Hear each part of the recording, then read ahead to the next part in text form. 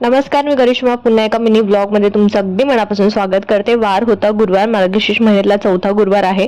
बरे बहुतेक जण जे आहे ते या गुरुवारी उद्यापन करतात, पण मी जो आहे तो 5व्या गुरुवारी उद्यापन करणार आहे। अमावस्या आहे पण तरी सुद्धा चालतं, त्यामुळे मी 5व्या गुरुवारी जे उद्यापन आहे, सकाळी उठल्यापासून माझी जी घरातली कामं आहे ती झालेली होती। त्यानंतर मी देवपूजा केली आहे, पूजा मांडली आहे आणि खाण्यासाठी मी इकडे बटाट्याचा रस्सा बनवलेला आहे उपवासाचा।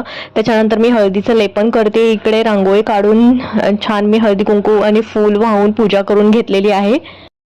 महालक्ष्मीला सुद्धा हळदी कुंकू वाहून मी इकडे हे जे स्वामी आहेत त्यांना सुद्धा अभिषेक घालून हळदी कुंकू वाहून दिवा लावलेला आहे, अगरबत्ती लावणार आहे, धूप दाखवणार आहे पूर्ण घरामध्ये आणि अशा पद्धतीने माझी ही जी पूजा आहे ती संपन्न झालेली आहे। जी खडा धूप असते ती सुद्धा मी घरामध्ये लावते, वातावरण खूप छान होतं, निगेटिव्हिटी बाहेर येते, पॉझिटिव्हिटी आतमध्ये येते। आणि इकडे मी ग्रंथ वाचून घेणार आहे आणि पुस्तक सुद्धा। व्हिडिओ आवडला असेल तर लाईक करा, चॅनलला सबस्क्राईब